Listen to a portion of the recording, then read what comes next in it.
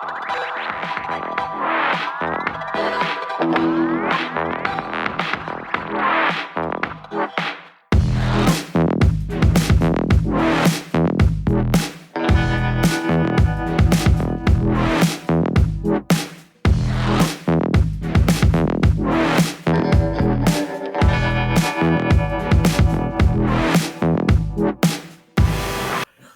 going on, everybody, and welcome to Beyond the Neon Veil. I'm your host, Cousin Ryan, and today we have a very special episode for you all. I know we haven't done anything in a while. I've been super busy over the summer, but I'm back. I had a great last few weeks, some really fun stuff that we did, and I want to bring my buddy in real quick, my normal co-host and my ginger buddy, Dwayne. What's going on, dude? How's it going, my friend? Thanks for having me. Man. Yeah, thanks for coming back, dude. I enjoy having you on here. You bullshit because you and I do a lot of things together, and I go do a lot of things solo, and so I like to talk about the adventures that I have. Definitely, I'm in. You definitely had a fun-filled couple weeks.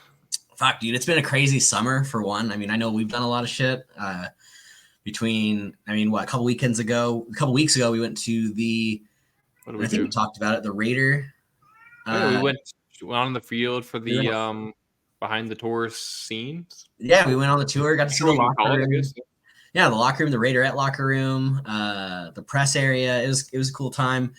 I don't think we talked about it on an episode because I don't think we've done an episode in a while. No, it's been a minute, so I don't think we did. That was a cool time. That was a really cool time. It was really fun. You know, I love that family hooked me up with those, and come to find out, my uncle who had the other tickets didn't end up going. So I was like, dude, you got to let me know because I could have taken more people. Oh, definitely. That would have been a fun time. It was a cool experience. I mean, like you said, the locker rooms were cool, and we got to be the first ones in the males' locker room, so that was a cool experience and also awkward. But yeah, now that's the funny part. Is the awkward part is we walk in there and the security guards just stared at us like almost like we shouldn't be there. Yeah, it was really weird. It was just the two of us and those three security guards, but it was a cool experience, man. It was really fun. We had a lot of fun doing that. We've had a lot of fun just catching up and bullshitting. With the football season going on and fantasy football, it's been fun. Yeah, man, it's been a good time, and I don't know when we get to play each other again, but when I do, I'm hoping to beat your ass because you and I are the last two tied for first place right now. So going to the top, baby. Yeah, I want that money. But it's been a really good time, man, and what I really wanted to talk about in this episode is kind of the big deal that just happened. When this airs, it'll be over 2 weeks since we did it. And it was that fun weekend where I had friends come into town from Colorado and we got to experience When We Were Young. And that festival was fucking legit. And I know you heard it because you live right next door to it. It's a pretty fun festival. For those that don't know, it really caters to the millennial crowd. I mean, you've got Green Day, you've got Blink 182. Mm-hmm. Who else was there? Dude, we're going to go into that in so much detail here in a second. But from where I know, because we talked about it, you live right there. And so you got to hear some of the music. Yep. So I was taking my cousin back to the airport Saturday night. So I was driving right by it to get home, as I live, like you said, 2 casinos away, I guess. So I can hear everything right off my balcony. But as I was driving by, I rolled down my window, could hear it clear as day from outside, which is interesting because Blink 182 had just started. And there's a crowd of people at this point outside the fence line listening because you can just stand there and listen. They don't care. So I thought that was kind of a cool experience. And then getting up to my balcony, you can hear it. It's a little muffled, but if you know the songs themselves, you can definitely pick up the words and kind of hear where the flow is going. And I looked at the set list too. So I would play the songs in the background of my condo and sit outside on the balcony and just change the songs accordingly. Cool. So it's kind of like a way I got my own concert. I would see the screen too, so I could see the screen from the side. So I would just kind of watch the screen, listen to the music, and then I would just like, all right, yeah. It was a cool time. And everyone was sitting down, crisscross applesauce. So I thought that was kind of funny too at one point.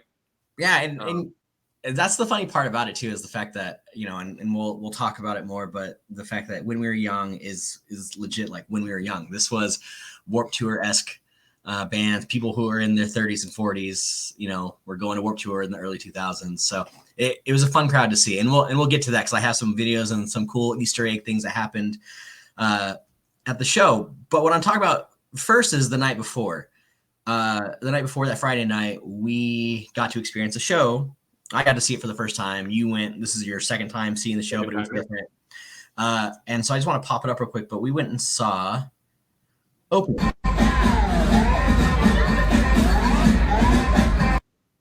So tiny little venue. Yeah, there's not a bad seat in the house, no matter where you sit. And it wasn't crowded. It wasn't packed for us, but talk about a hilarious show to go see and a lot of cool shit. Like the comedy was involved, but also the things that they did with the performers. Definitely. It's a great time. Yeah, I mean, so there was the dancers, there was the two acrobatic guys. Huh? You have a plate spinner for a second. The plate spinner, and then she ended up going topless, which made me laugh because I was not expecting that at all. Best part, yeah. Was the best part of the show. And then the bubble guy, which was hella cool. And I know you said it was different from the first time you went. Definitely. There was a soak zone before, which I kind of prepped you guys for. That didn't happen, thankfully, truthfully. And so what it was a sword swallower. And so as he would pull the sword out, he would fling a bunch of spit with it.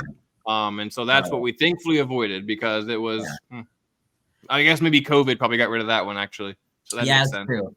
But I mean, even then, like with COVID, the front row, the host of the show went and sat in that dude's lap. Was very you're heavily involved. I mean, if you're in the front two rows, you're gonna get talked to, if not involved with, in some way, shape, or form. Now you won't get brought up on stage necessarily. Yeah. I think last time they did actually, but just it changes things. So it's a great experience, though. It's hilarious not from start to finish, but there are funny parts in between it all, in between the acrobatic acts, and it's just a good show. And so Opium, for those of you who know, Opium takes place at one of the theaters inside the Cosmopolitan in the very, very, very, very back of the hotel. It's kind of a trek to get there from the front. And before we got there, you were at the ski lodge. So it's kind of there's 3 doors to get into it. The ski lodge is on the left. I think there's one more bar on the right, even honestly. The ski lodge is cool. It's themed as if you're in a ski lodge, right? So they have a snow green screen for the backdrop behind the bar. Everything's kind of Christmassy feeling where it's just you're in a log cabin. That night it was very busy, so the service was somewhat slow, but the drinks were good, and it was a good way to kind of pregame before heading into the actual theater itself. And it's just right there attached to it. So if you have time to kill and you don't want to do anything else and don't want to walk further, there's a bar right there attached to the show. Well, and I guess for the fans out there watching, one of the behind the scenes or, the tricks of the trade is for me and my friends who went, Vegas.com had a sale leading up to the show. And so the tickets are normally like $150, $200 for even the back row. We got ours for $75 a piece.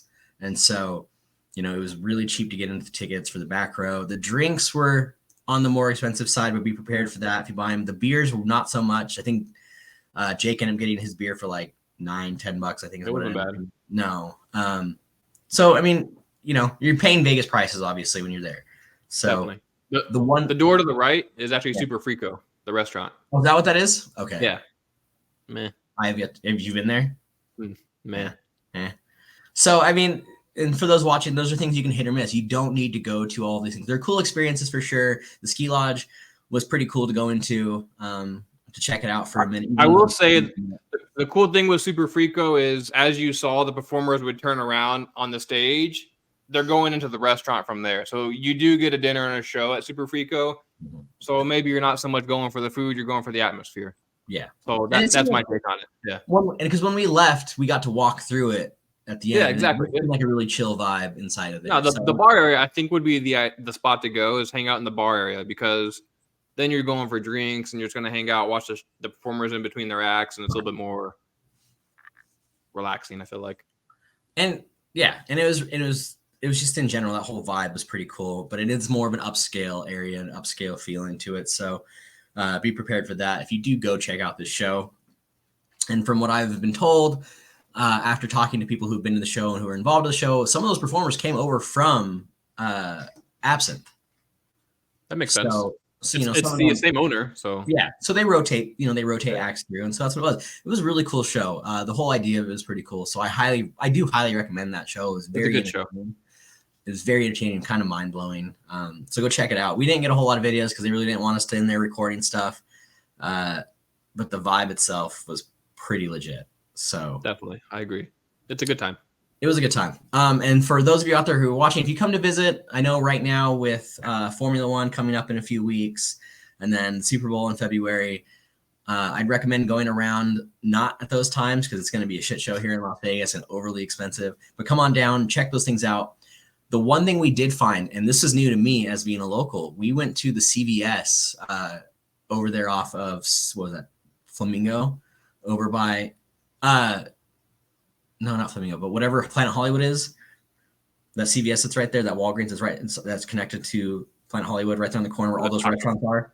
Taco Bellas and stuff. Yeah, the Taco Bell and shit.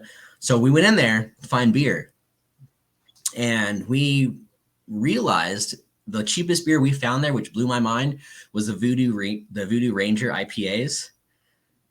The Juice Force was $2.50 for a fucking tall boy, bro. Interesting. That's the cheapest I've seen it. Those little ABC stores, CVS's, that's the way to drink in Vegas. I mean, if you're on the strip and out and about, don't buy it from the casinos. I mean, no. I mean, and yeah, even for the CVS, you go in there and it's, for the liquor, it's a little upsale, obviously. And some of the rest of the beers that were there were like $5. Yeah, but even then, compared to the $20 right outside. But it just blew my mind that we ended up going back and buying out the rest of those Voodoo Rangers later that night. We bought them all out because it was $2.50, man. Like, yeah, you can't beat that. No, and they're 9.5%. So, and they're smooth. So you don't really know they're 9.5. Yeah. Right. So, and it was such a great thing. It was so much fun that night. And the Voodoo Rangers actually fall into what we're going to talk about next, which is the next day when we were young. So, for those of you who don't know, the When We Were Young Festival takes place at the Las Vegas Fairgrounds, and it is on the corner of Las Vegas Boulevard and Sahara. And there's no parking out that way. And unless you're parking at, the hotels, at one of the hotels, but even then during these things, they were charging a lot. What were they charging? Did you see? No, because from what I understood, that they sold out, all their parking spots were taken by people who were staying at the Sahara. But even then, I think it was like $25, $30 or more. That's not bad compared to some of the event parking. Yeah, but I mean, you gotta think it's Sahara. It's, it's on the far end of the strip. There's not a whole lot there. So most of the parking we've seen for like weekends are like 50, 60, 75 bucks. Exactly. Yeah. Park. And it's just that whole area after a festival gets out, it's just a shit show because You're telling me. You're telling me. You live there, so you know. So as a local, I've found the fun ways to get down to these things. And what we found, and actually you and I just found this out maybe a few weeks ago, is using the monorail as a local is actually fairly cheap. The best. It's fairly cheap. It's the cheapest option to get from one side of the strip to the other side of the strip. And especially right now with the Formula One traffic, you're cutting off 20, 30 minutes easily going from one side to the other. Easy. And so for those of you who are locals watching this, or have friends who live here local, have them buy your monorail tickets or go with you. So for a local, you can get a round trip monorail pass for $2. $1 there, $1 back. But we found the best deal, and I know you and I talked about this recently because it blew my mind, is $20 gets you 20 trips. But you can use it for multiple people. That's the kicker. That is a huge kicker because you think about it, a 24-hour pass for a person is 13 something. Okay. Yeah. I think that's the discount too. It's like $13 you do it online. Or $11.50 or something like that. Yeah. They upped it. It was 30 because I had the conversation. Yeah. It was 13 something, $13.25, $13.50 for the 24-hour pass if you bought it online, $16 if you bought it there. So there's multiple of you. Like for us, it was me, my buddy, and his wife. There's three of us. Jeez. And for them to buy a 24-hour pass, or even just a couple of them, just even 2 one-way passes. Yeah, they're like $6 per each way, so it's $24 for two. $20 got us 20 passes, and we got to use it for all three of us. So all trips too, both there and back. Yeah. So just between the three of us, I used it. I don't know. I think I ended up using it 9 times because we did it 3 times, and I still have 11 trips yet left. Is it like a little credit card, or what do they give you? So they give you the basic one they give you. It's paper, so it's the paper pass. So when you feed it through machine, and it was kind of cool because he told me to look at it. So when you feed it through the machine, it imprints on it the time that it's been used, and it does it in a line down. So you can count how many times you've used it and deduce how many you have left. So there was 9 different times, 9 different time entries onto the ticket. And it's just a paper ticket, really easy to use. You gotta count. It doesn't say like 9. Well, if you put in the machine will tell you. When you put it in, it says you have so many left. But if you don't remember and you look at your ticket, you can just count how many lines are on your ticket, and you can figure out that way. Because you start with 20 bucks for 20 trips. That's a good deal. Best deal in Vegas. The only caveat with it is you can only use it. You have to wait 10 days before you can buy it again. The guy said so. Like they keep your information in the system. Oh, for normal people, I mean that's not really an issue. But if you're working on the strip, that might suck. So, but it was perfect, man. It was easy. Yeah, that's a great deal, and it stops 8 casinos along the strip on the way. Total it's like a 45 minute ride from MGM to Sahara, which is the last stop. But the good thing is, for the recent history, is it goes right by the Sphere, so you get a great view of the Sphere if you ride it all the way down. If you haven't seen it yet, it's a great way to see the outside of it without having to really do anything, because it'll drive right next to it.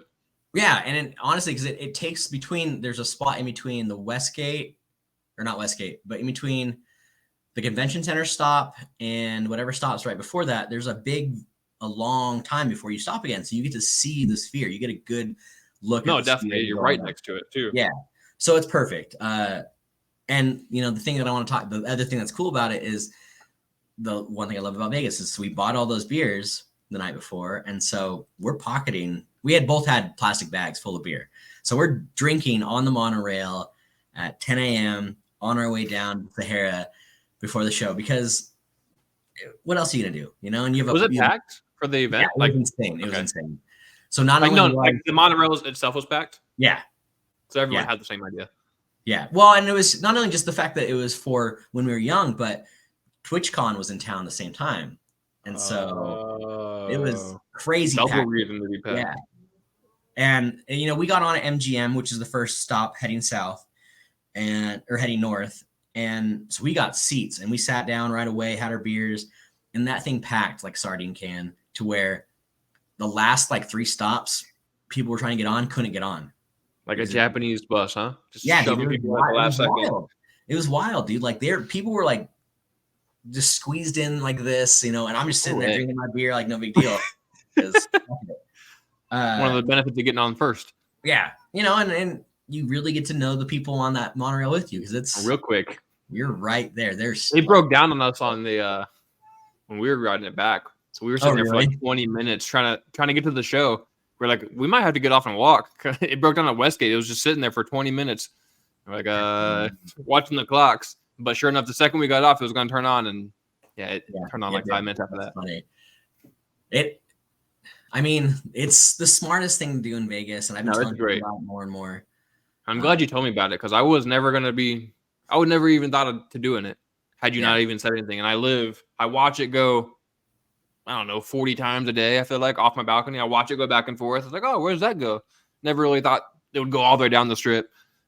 Yep. Yeah, dude, it's great. From Sahara all the way down to MGM, it's perfect. And Sahara's free parking. So if you don't have the free parking access, park at Sahara. You can get all the way down to MGM and avoid the event parking for nights games, any concert going on at T-Mobile, something like that. You might have to save yourself the hassle in the traffic. I have to start doing that too, just parking Sahara and going down that way. That's what I'm going to do for sure. I'm done parking at New York and dealing with the traffic. I hate the traffic. That's my thing. I don't want to deal with the traffic leaving. So now I can stay till the end, knowing I'm not going to fight traffic.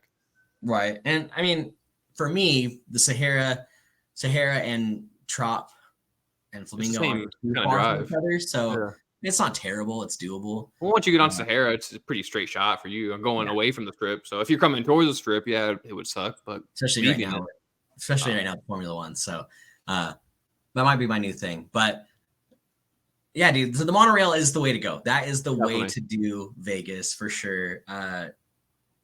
You go through a casino, but shit, man, it's cheaper than taking an Uber. It's worth it. Faster than an Uber most of the time. Well, right now for the Formula One traffic, everything is faster. If you can avoid the roads, everything is better. Right. Like I went to the office today. It's 5 miles. It took me 45 minutes to get there. 45 minutes to get 5 miles. What are we in LA? Come on. It's only gonna get worse, man. It's only gonna get worse. Nah, So we get down to the Las Vegas Event Center, or it's not even the fairground, whatever it is. Festival grounds, yeah. And we get down there, we have our beers, we're pounding our beers. Could you take the beers in with you? Well, so we didn't take them in, but the line to get in was insane. For whatever reason this year, they changed it up on how they let people in. So it was kind of a shit show. And this year it was 91 degrees out. You know, it was in the 90s, higher 80s, lower 90s this year. So people were having a hard time. We actually saw 2 or 3 people pass out in line. So I know I'll cut that out. I kept that so people passed out in line. They had to get the medics because they just weren't prepared, you know, for the heat and staying out in line for an hour just to get inside. And last year when they let you in, they just let you in, just scan your ticket and let you in. This year they had an ID check and then they scanned your ticket. So it took forever to get to the line. Yeah, and it was stupid. But the lucky thing was, I will say, is once you got through the first part of the ID check line, they realized how hot it was and they started putting out water bottles for everybody. That's nice. So yeah. They started hydrating the people in line. That wasn't the issue, that was the issue last year. It was hard to get water, right? Yeah, but luckily last year wasn't hot. It was in the 70s last year, and it was like breezy. But this year it was hot. People weren't expecting it. Because you got to remember last year's, when we were young, the Saturday got canceled because of the wind. Yeah, and so it was way different than what they were expecting. But the good thing was they let us bring in water bottles. They let us bring in, because they had hydration stations this year to where you can stand in line and fill up your water jug at a water fountain. The water was like lukewarm, so it wasn't the greatest, but it was still, better than nothing. Yeah. And that's all you really needed. So I had 2 water bottles on me, kept them filled up, and I kept myself going. I didn't eat all day, but I just drank a lot of water and drank a lot of beer, and I was golden. Had a good buzz going, but it was crazy, man. Like, they had 4 different stages this year. They had last year they had 5 stages and they had it set up different. This year they only had the 4. And it was wild. Absolutely wild, these shows. And there's a few things that, there's only 4 videos that I have queued up for tonight. So were you guys there from start to finish? Yes. Okay. We got in late. We didn't get to see the first band we wanted to see because of how long the line took us to get in. So I missed seeing Magnolia Park, who I really wanted to see, but we did get to see Zebrahead, which was the one I was excited for more than anything. So we got there to see that, and that's when I started moshing and going crazy, and it was a good time. Where are those videos? No one took videos of me moshing, which I think is hilarious because they lost me. There was a period of time, there was like an hour and a half period where I lost my friend, and I just happened to find him and his brother later, completely by luck, because we never thought we'd see each other. In that crowd, you're all luck. Yeah, well, and that was the thing. So I guess, but no, there was, and that was the thing is, so I everyone who's watched our past episodes, I've talked about wanting to live stream or doing some live videos from the event. There was no cell phone reception this year at all. Really? Yeah. So like, even when you texted me, I got it because I was standing. It was late, but I was standing in a certain spot in the venue. I got it, and then I lost it because I tried to text you back, and it just didn't go through. Yeah. I couldn't text my buddy, couldn't call my buddy. I happened to I couldn't find the video, and I was going to show you, but there's a video of me filming one of the bands. And if you look at the video, on the bottom right-hand corner is my buddy and his brother, and I can see the back of their head. But I didn't know that was them until like 20 minutes later when I happened to see hilarious. So for any of you who follow me on Twitter, check out my Twitter. That video is on there, and I'll go tag it and post it. But again, but the only reason I found out it was them is my buddy's brother saw the video and goes, "Hey man, did you know that's us in your video?" And I was like, "No, where?" And I watched it again, and I was like, "Holy shit, that's the back of their heads, like standing right there, 10 people in front of me." It was wild, dude. It was nuts day. Festival.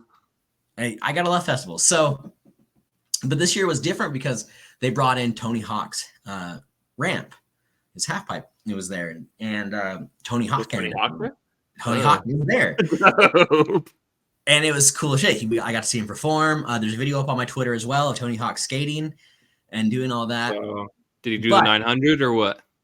That's what everyone kept saying, but they're like, no, he's gonna hurt himself if he tries. He's all 60 years old now. So he's something like that. I think 50 something. I think he's around my parents' age. But so, have you ever played Tony Hawk Pro Skater video game? Of course. Do you know the song Superman? Yeah. The soundtrack of that. Yeah, the whole Tony Hawk soundtrack is like but that song, there's one individual song, Superman. Yeah. Superman from the very beginning of that game. Yeah. So Goldfinger was at this festival. Okay. And the next video I'm going to show you is going to blow your mind. Pay attention who is on that stage. I'm going to throw it up here right now.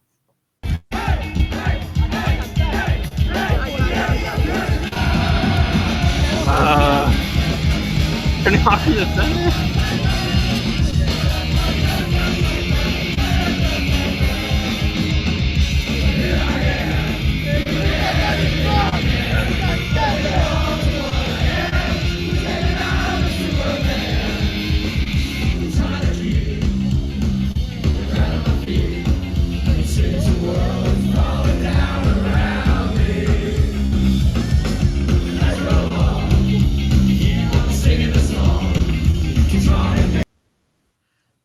So Tony Hawk, that's wild, on stage and sang that song with them.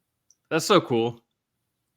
And they told the story of how Goldfinger came to be, and I didn't know this at the time, but apparently, so the lead guy of Goldfinger, was just working one day selling shoes, and I think he was in Santa Monica, and Tony Hawk walked in and grabbed their demo, and he's the reason they signed to do Tony Hawk Pro Skater.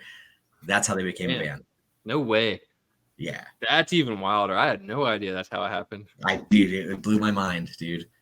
Blew my mind. So seeing that was amazing. And that was my buddy and his brother weren't there. They wanted to see Goldfinger, but they decided to go get something to eat instead and weren't there. And so it's just me. And I told them about it later. And so the one thing to miss. For real. The other funny thing is Avril Lavigne was there. So she came up on stage with All Time Low and sang Skater Boy. Okay, makes sense. Because she brought All Time Low on last year to do a song with her when we were young. So they brought her on this year. The funny part about this whole thing is who played after All Time Low was none other than one of my other favorite bands of all time.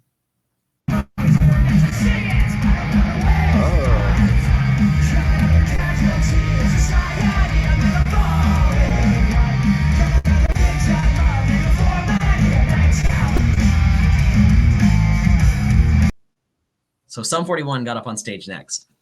For those of you who don't know, Derek Webley was married to Avril Lavigne at one time before she married Chad Kroeger from Nickelback.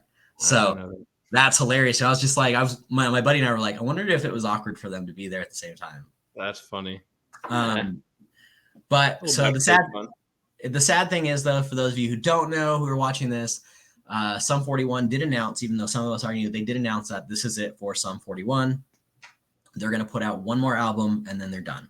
They're no longer going to be a band. No, they were very adamant about that because they weren't even going to come back for this. Like, it was a big deal. Okay. So it was very sad that, they got a big boo when he said that because everyone wants them to be a band. That's our childhood, Yeah. Great. They did amazing. They sounded amazing. They did. That's good. Fucking great. It's always a good way to end then. It was. And there was a lot of bands in between after that. 30 Seconds to Mars got up there and played. Simple Plan was out there playing. They did a great job. But Simple Plan was on a smaller stage this year, which was really weird. But they did a great job. They how many bands? Do you know how many bands were total? Like 25 or something, I think, total, if not more. It was a lot. It was a lot. And Blink-182 played what for 2 hours? They played for an hour and a half. Yeah. They did amazing, and that's actually the next video I'll have up here. I didn't get a lot of Blink-182 because I was in the middle of it all, in the thick of things, not only trying to get closer, but like people were going ape shit during them. So this is all I got from them. You see Travis? They had him floating. Oh, that's dope. The angel from my night in the shadow.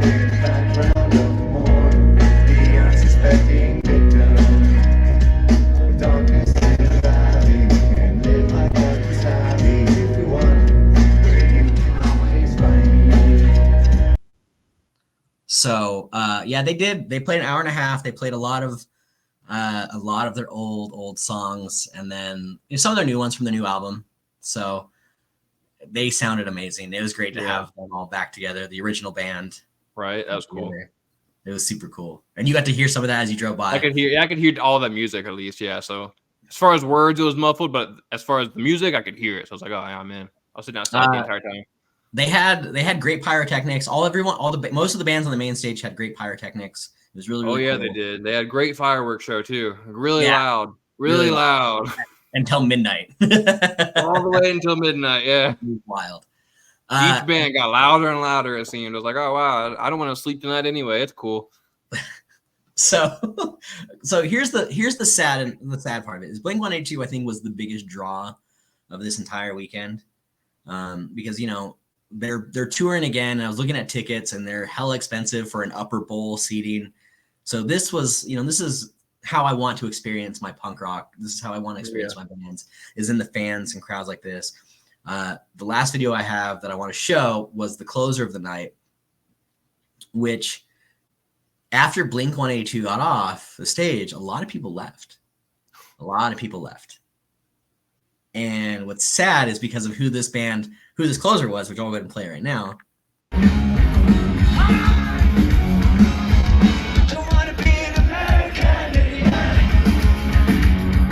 Green Day.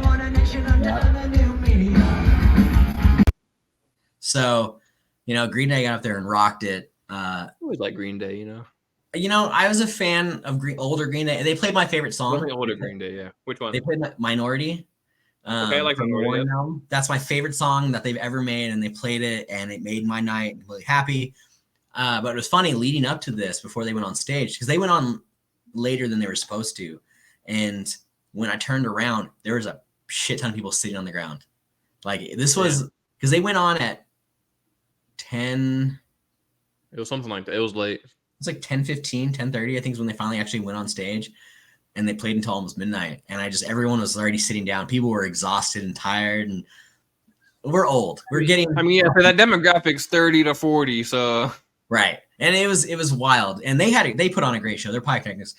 The one thing I will say about them that made me kind of mad, and I bitched about it, there was Billy Joel, the lead singer. He does a lot of grandstanding, and it was kind of irritating because they have so many songs in their collection that I wanted them to play more, but they kept stopping and staring at the crowd, trying to get them louder.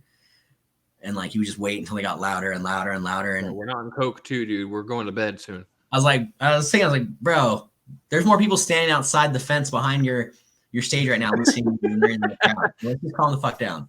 I have video of that where everyone, I'll send that to you. Everyone's standing outside, just listening to the music.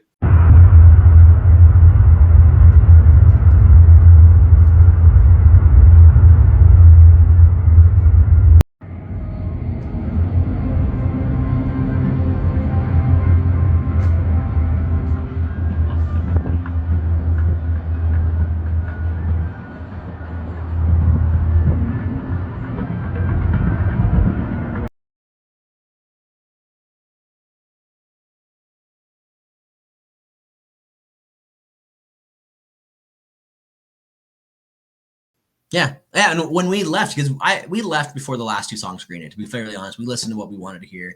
Right. We had a long walk back to, we wanted to beat the crowd back to the Stratosphere and to get our Uber and stuff like that. And so we left. But when we walked outside, there's people out there. There are people sitting out there in chairs, just sitting out in the chairs, just listening to the music. Honestly, I was like, when I saw that the second day, I was like, man, I should have done that because I can come back to my condo, get drinks and everything else I need, and go right back out and listen to the songs I want to. I was like, but support the bands. It was something else, dude. But it was a fun time, and I'll do it again. I'll do it every time they do it. I mean, they haven't sold tickets for next year, so who knows? But is it coming back next year? I don't think so at this point. I don't know. Yeah. I mean, we're thinking about it. Who else could they have come to, to play? Yeah, true. Those bands start to run out of people real fast, I guess.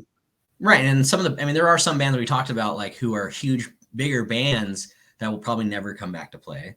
They're too big. They're too big for it. So, who knows? And actually, there's a story that I wanted to tell you that I haven't told you yet. that happened to us the next day. So when we were young, 2-day festival, and it's the same lineup each day. So we only went the one day. Right.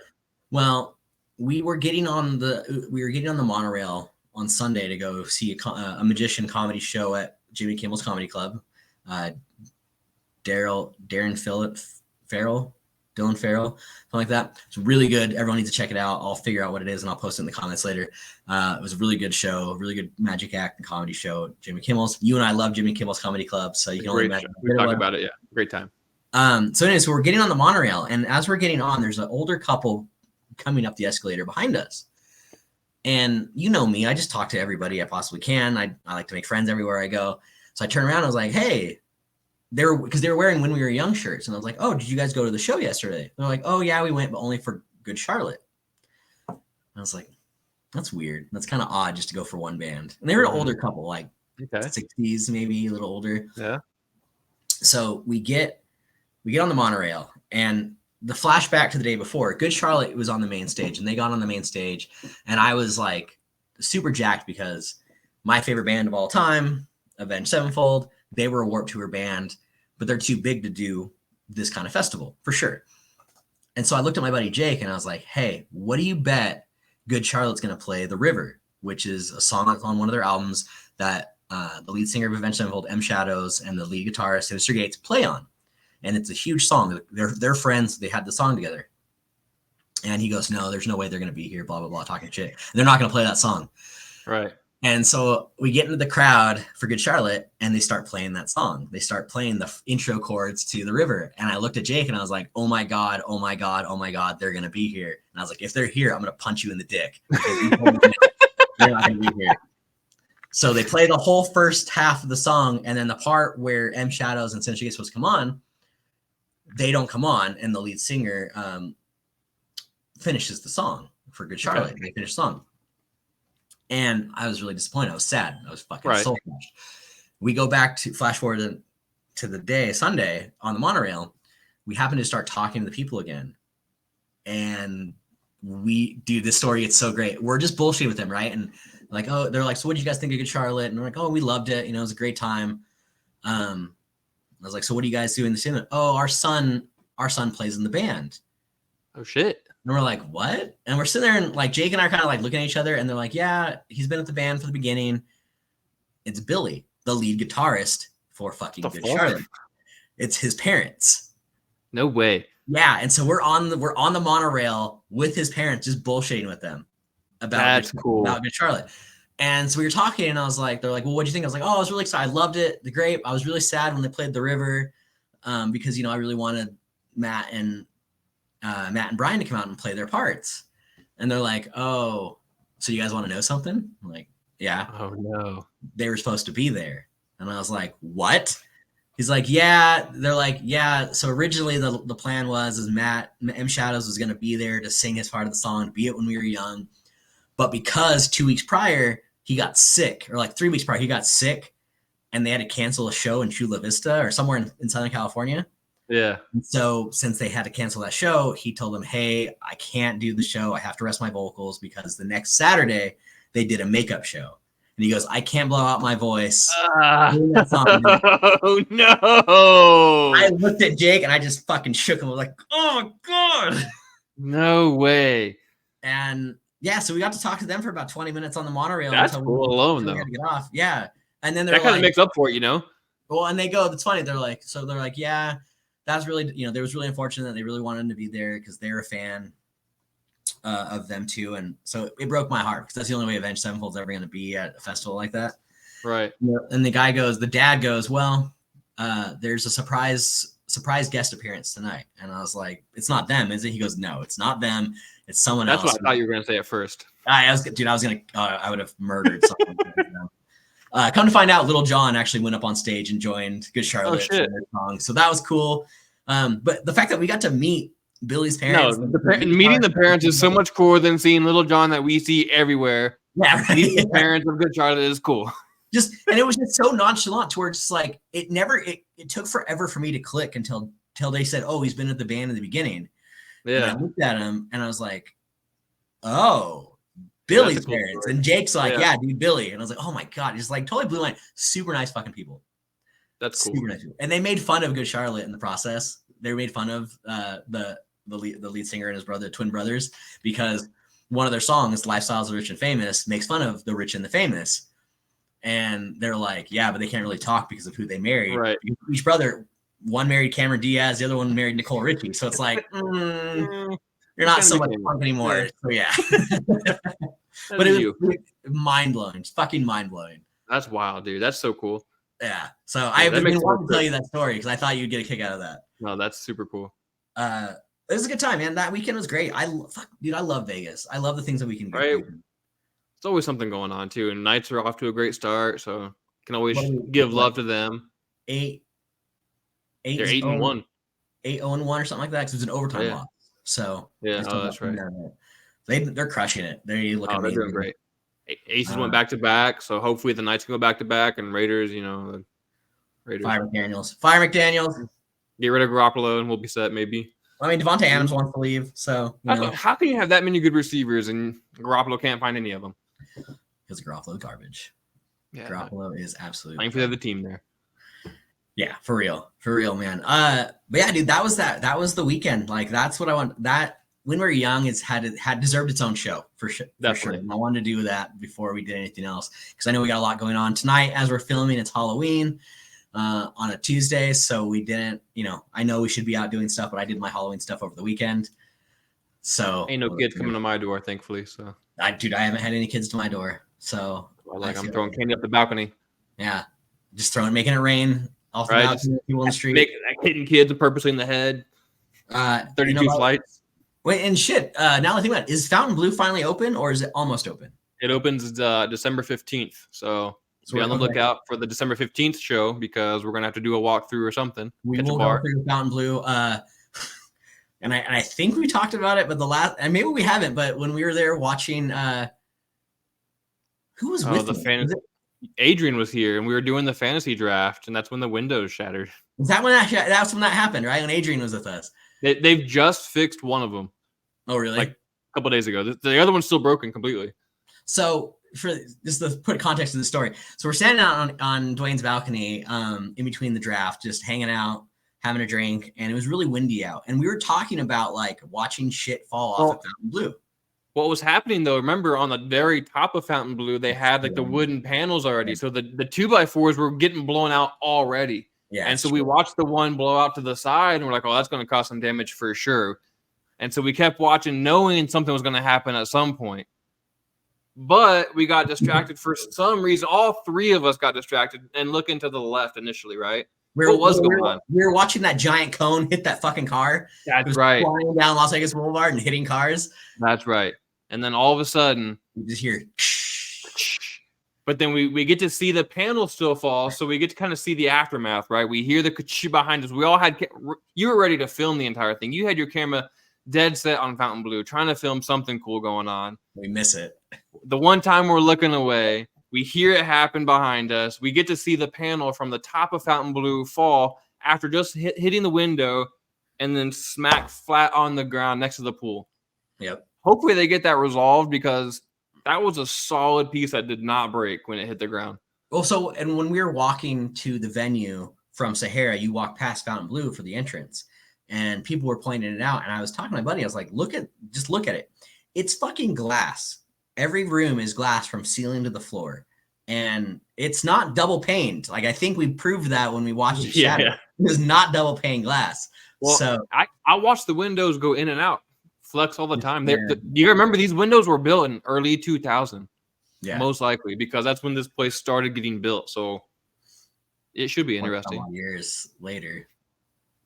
It's wild. But yes, we will come back for an episode in December to do a walkthrough of it. We might have to do the aftermath of what Formula One does because it's causing issues already with the sky bridges.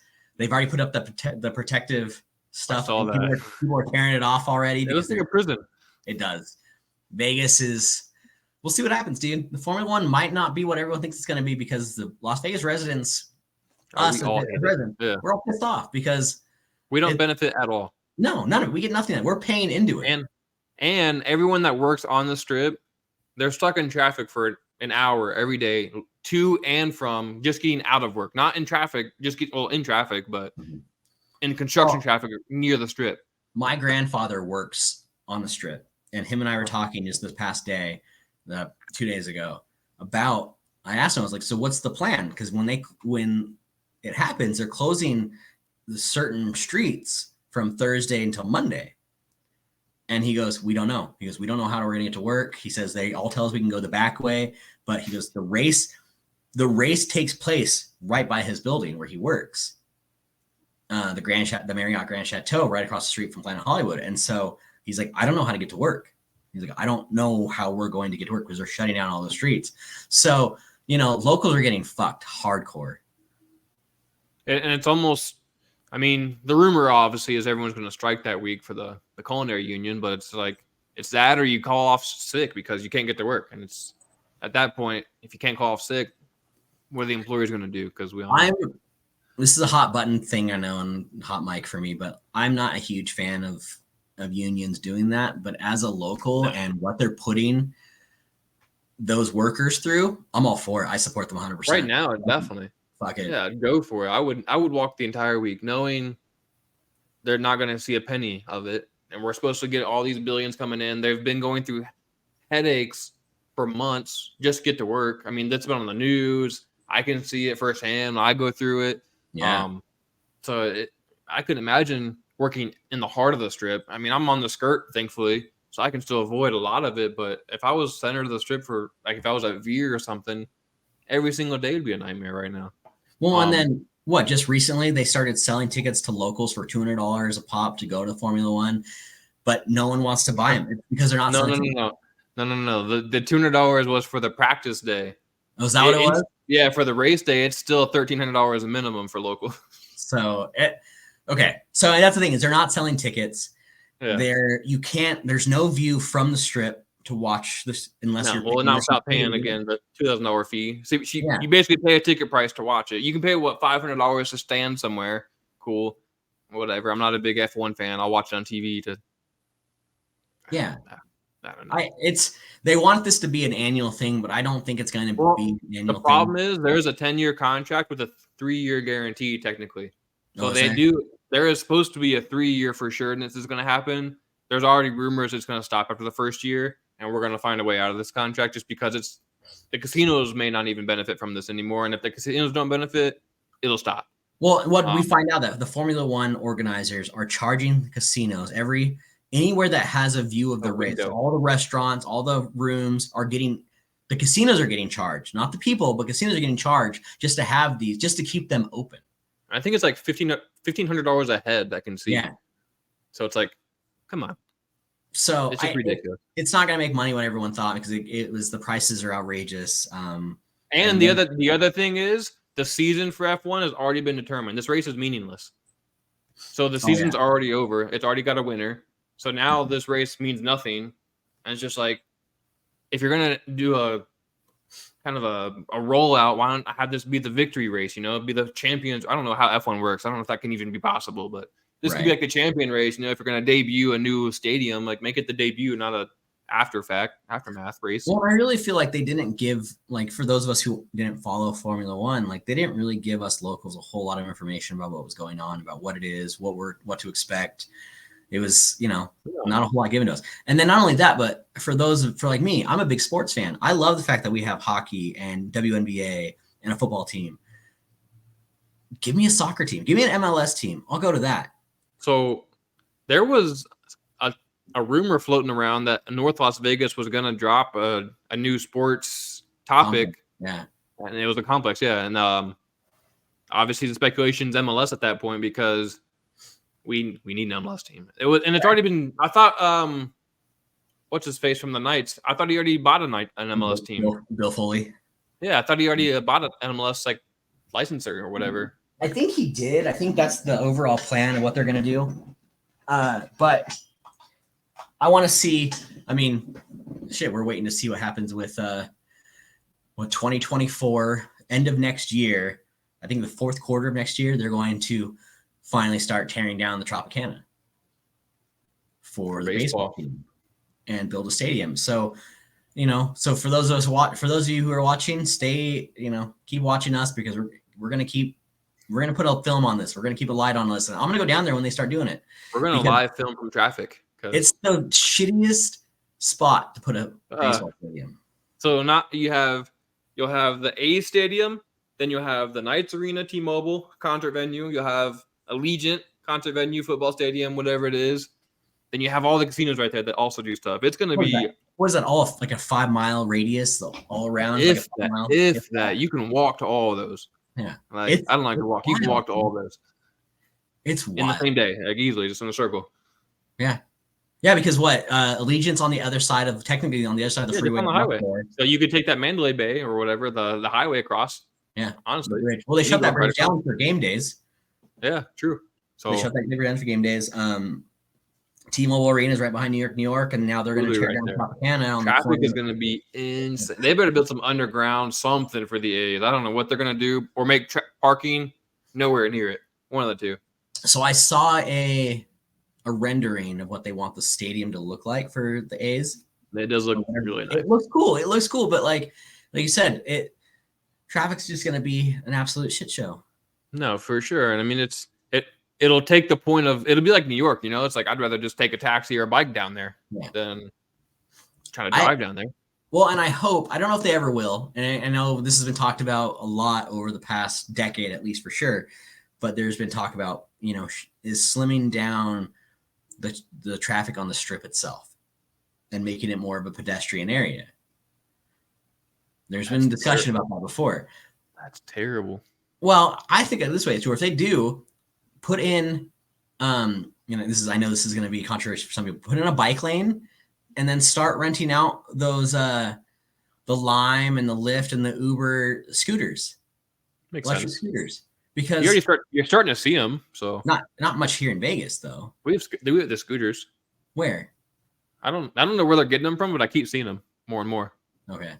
Because like when they might be bringing them from California for all I know. I don't know. When I was in downtown Denver, when I was in Denver for a long weekend, we rented one of those things because they're just on the side, and you just scan your phone, pay for it, and you ride it. And it was $1. Is $1 initiate, and then 35 cents a minute to ride. And they're all battery charged, and they all have GPS on them. So when they die and they're out, someone comes picks them up and goes to recharge them, and they're everywhere.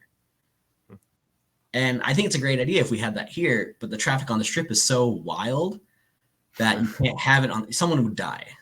For sure. Not only would someone run them over, but I mean, you throw in the alcohol aspect. We've already seen what they're doing with the wheelchairs. So, well, yeah, I don't. We'll talk about that off screen, but yeah, I know a story to tell there. Yeah, there's a story to tell here that I'll tell you later. But those scooters go pretty freaking fast, and there was no stopping you, and there was no helmet law in Denver. So you're riding around on a scooter that can go 35 miles an hour. Yeah, I've heard a lot of horror stories on them. I had fun, so it was a lot of fun for me. Yeah. As long as you go stay on the scooter, I guess. As long as you know what you're doing, as long as you know how to ride a scooter. I mean, let's be real. Don't be an idiot. And I don't know. It's two wheels. It's two wheels. There's a front brake and back brake, and I can see someone going 35 hitting the front brake and flipping over because they're dumb. But we're just not looking where they're going. Yeah. Well, to be completely fair, a lady almost did open her door into my friend in Denver. He luckily saw her and swerved out of the way, but she opened her door into the bike lane without looking and almost nailed it.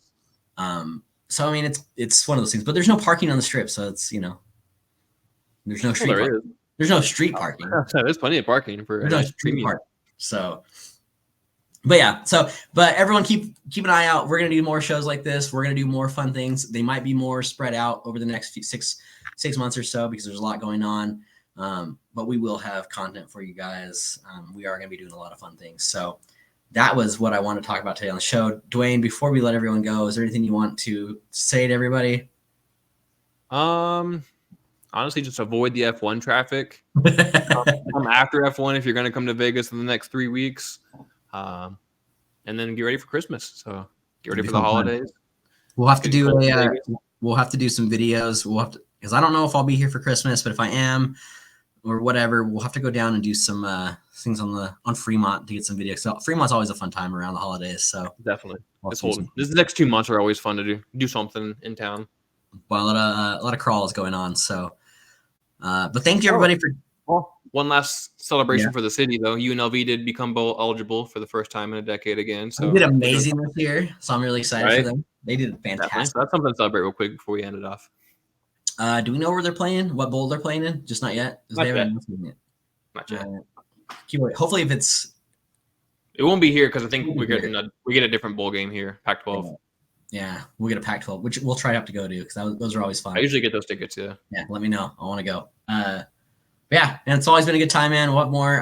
Thanks everybody for coming tonight, watching our show, listening to us bullshit about Las Vegas and the When We Were Young. I wanted to just let everyone know about it and hope you guys can come to the next one if we do it again. Dwayne, thanks for being here. Appreciate you having me. I love having you here. Again, I'm your host, Cousin Ryan. Check me out on the Last American Heroes Network, this network, either for this show, Beyond the Neon Veil, or my other show, For All Nerd Kind, where we talk about everything nerdy. Come talk nerdy to me. I love it so much. Thank you, everyone, for being here. Remember to click like and subscribe, or fuck off the channel, like our buddy Benny says. We'll see you all later. Have a great night.